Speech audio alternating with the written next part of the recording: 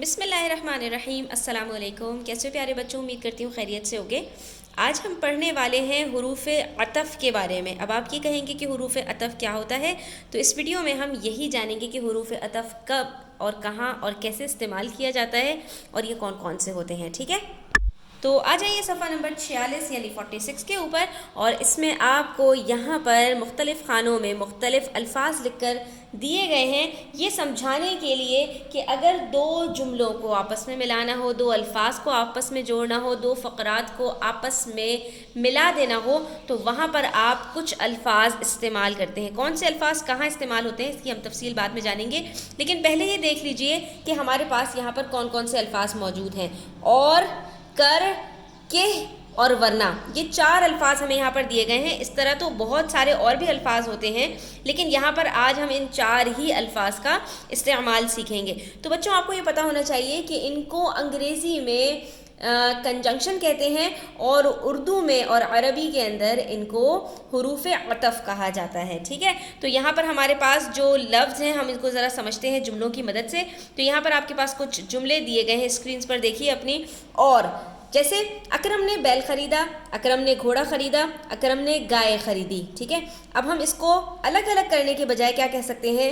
اکرم نے بیل، گھوڑا اور گائے خریدی۔ جب ہمارے پاس بہت ساری چیزیں ایک ہی نوعیت کی یعنی ایک ہی ٹائپ کی چیزیں ریپیٹ ہوں، جیسا کہ انگلش میں ہم کاماز یوز کرتے ہیں بچوں، کہ جب بہت ساری ایک ہی جیسی چیزیں ہمارے پاس، جیسے بہت ساری اسٹیشنری کی چیزیں ہیں، I am going to buy pencil, I am going to buy a pen, I am going to buy pouch, ٹھیک ہے؟ اب میں یہ ساری چیزیں الگ الگ بولنے کے بجائے کس طرح سے کہہ سکتی ہوں؟ I M going to market to buy a pen, a marker, a pouch, a pencil and so on. آخری والی چیز سے پہلے ہم کیا لگا دیں گے؟ اینڈ لگا دیتے ہیں۔ تو اسی طرح سے جب ہمارے پاس ایک ہی فعل میں اس کی نشانی کیا ہوتی ہے، آپ نے یہ دیکھنا ہے کہ ایک ہی فعل میں، اب یہاں پر سب چیزیں خریدنے کے زمرے میں آ رہی ہیں، جب ایک ہی فعل کے ساتھ بہت ساری چیزیں جو ہے آپ کے پاس آ جائیں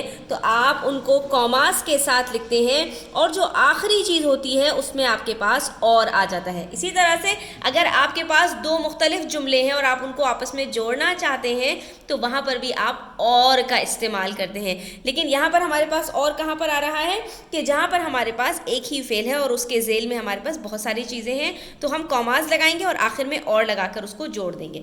لیکن اگر ہمارے پاس دو الگ الگ فعل ہیں اور ایک ہی شخص نے کیے ہیں تو ہم وہاں پر اور کے بجائے کر کا استعمال کرتے ہیں۔ کیسے؟ جیسے سلیم مجھے ملا، سلیم چلا گیا۔ اب آپ یہاں پر فعل دیکھیں گے تو دونوں الگ الگ ہیں، ایک جگہ پر ہے ملا، ایک جگہ پر ہے چلا گیا، تو دونوں فعل الگ الگ نوعیت کے ہیں نا۔ سلیم نے ہی دو کام کیے، یعنی ایک ہی بندے نے دو الگ الگ کام کیے، دو الگ الگ فعل سر انجام دیے ہیں، تو ہم یہاں پر اس کو کس طرح سے کہہ سکتے ہیں؟ سلیم مجھ سے مل کر چلا گیا۔ تو اس کے اندر سے بھی آتا ہے اور کر بھی آتا ہے، ٹھیک ہے؟ تو اب یہاں پہ کیا ہوا؟ دو کام آ گئے سلیم کے، سلیم مجھ سے مل کر چلا گیا، یعنی ایک کام کے بعد جب دوسرا کام ہوا ہے تو وہاں پر کر کا استعمال ہوتا ہے۔ اچھا، اب یہاں پر آ جاتی ہے بات کہ کی، تو کہ ہم کہاں استعمال کرتے ہیں بچوں؟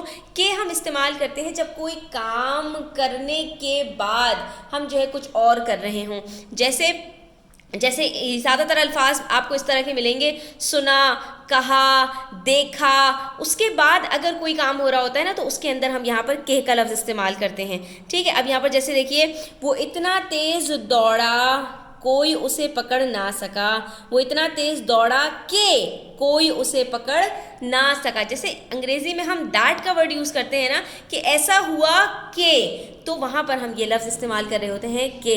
اسی طرح سے ہم کہتے ہیں ایک دفعہ کا ذکر ہے کہ، ٹھیک ہے؟ تو جب دو چیزوں کو اس طرح سے جوڑنا ہوتا ہے آپ نے کہ وہاں پر آپ کے پاس جو پہلا والا فعل ہے اس میں آپ کے پاس الف کے ساتھ کوئی فعل آ رہا ہو، تو اب وہاں پر آپ نے کہ استعمال کرنا ہوتا ہے، ٹھیک ہے؟ اور اس کے بعد جو یہ ورنا والا جملہ ہے، یہ ورنا والے جملے کے اندر یاد رکھیے کہ دو فعل اس طرح آپس میں جڑے ہوئے ہوتے ہیں کہ ایک ہوگا تو دوسرا ہوگا، اگر ایک نہیں ہوگا تو دوسرا بھی نہیں ہوگا.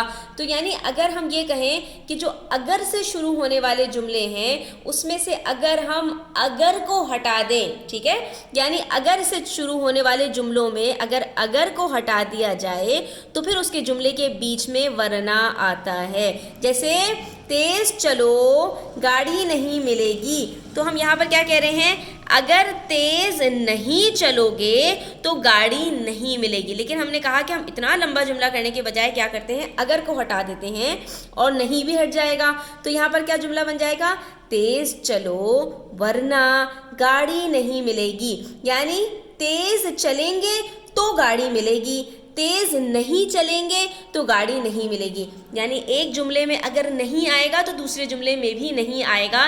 ایسے جملوں میں پہلے جملے سے نہیں ہٹانے کے لیے ہم کیا کرتے ہیں, اس کی جگہ پر ورنہ لے آتے ہیں. اب یہاں پر ہمارے پاس کچھ مثالیں دی گئی ہیں, یعنی کچھ جملے دیے گئے ہیں, ہمیں ان کو جوڑنا ہے اور اس میں ہمیں استعمال کرنا ہے انہی حروف عطف کو. ٹھیک ہے, تو اب دیکھتے ہیں کہ یہاں پر آپ کتنے جملوں میں صحیح حروف عطف لگا پاتے ہیں. ٹھیک ہے, جو میں نے آپ کو یہاں پر ٹرکس بتائی ہیں اس کو آپ نے مد نظر رکھتے ہوئے ان جملوں کو حل کرنا ہے.